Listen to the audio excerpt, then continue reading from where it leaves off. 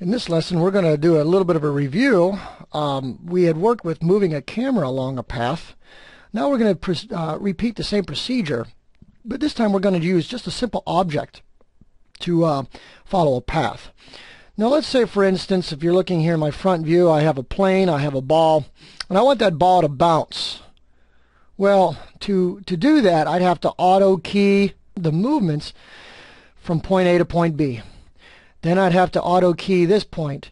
And then a ball just doesn't come up and drop. It actually curves a little bit before it builds up its bounce. So we'd have to do something like this. And would also, each bounce would get less.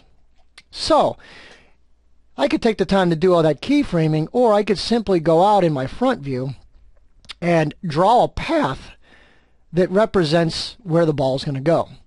Now we can do that by simply going over to splines in the shapes command, taking our line, and notice I have Bezier selected in the drag type. Click and define the path. Now this is where we work with the pen tool some more. I drag and I kind of create that arch. And then each path will be slowly diminishing here. All right, and what I'll do is I'll make this bounce 3 times. Now notice here, maybe I'm not happy with the bounce. That's an awfully sharp bounce there. I can go into modify and adjust certain points by just moving them. So I can go in and say I want this to curve out a little bit more, and I want this to come out. All right, so there's you're not locked in. Once you've got that line drawn, you can go ahead and define how this thing is going to move. And that would be the same with your camera as well. If you decided you want sharper bends in your camera, or you need to make it look all smoother, you can go ahead and do that by changing your lines here. So now we've done a little bit of review on editing a path. You can also go in where it says interpolation, open that up, and see where it says 6 steps. If you change that and up the number, it smooths out the line a little bit. So I could go in here, for instance. We were set at 6 before. See how it's kind of the line, even though it's a curve, it's point. By taking it up to, like, say 25, that smooths it out.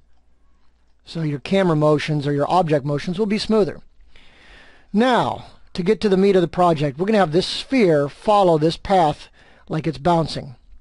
You have to select the ball, go into motion, which is the 4th tab over on the side, and we have to open up the assigned controllers window. Because we're taking the position of this ball and constraining it to a path, we go to position, and then we assign it its controller. Because we're going to constrain this to a path, we use path constraint and hit OK. Now it's dropped in the keyframes, and pretty much you run it through, it's not doing anything, because we have to define the path it's constrained to. And we do that by hitting the word Add Path under the Path parameters. Come out, simply select the path.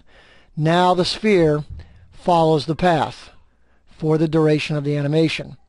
Now if I wanted to slow that up or speed that down, well, I could simply grab my keyframes and say 50. Now the ball bounces twice as fast and sits there. Or if I wanted to do it slower, I'd open up time configuration, change my timeline, and then re-grab my keyframe, take it to 200, and that would simply update my animation so the ball would bounce slower. Okay. Now unfortunately the curve editor does not work well with this path because of the way it's set up. So unfortunately you can't speed up and slow the ball down from point to point because these individual points are not keyframes. All right.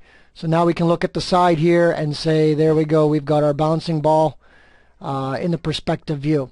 Now notice here we may have to adjust our ground plane, because when the ball falls it actually sticks into the ground. We can just grab our ground plane and adjust that so that we know at this point the ball would look like it's bouncing. We can also keyframe animation of the ball itself. Just like we could rotate a camera while it was on a path, we can also sit here and say auto key, and at this point I can say I want the ball to scale a little bit like it's squashing. All right. Then when it gets up to this point, it's not squash. It's actually going to squash this way. Then when it gets down here, it squashes back down. So see, what we're doing here is we're manipulating this animation along the path. And of course we'd need more keyframes in there to make this thing look real, but you can define what this thing does along the animation path. Okay, so that is a review of objects moving along a path. And if you have any questions, email me and I'll be willing to help you out.